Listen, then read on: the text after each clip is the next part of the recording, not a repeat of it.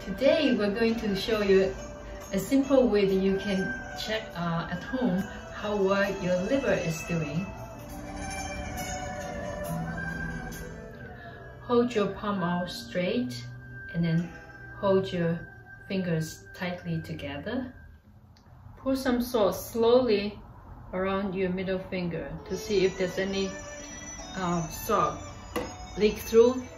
If you see a lot of salt leak through, that means your middle finger at the bottom is getting thinner, which is a sign that the liver needs some attention and nurturing.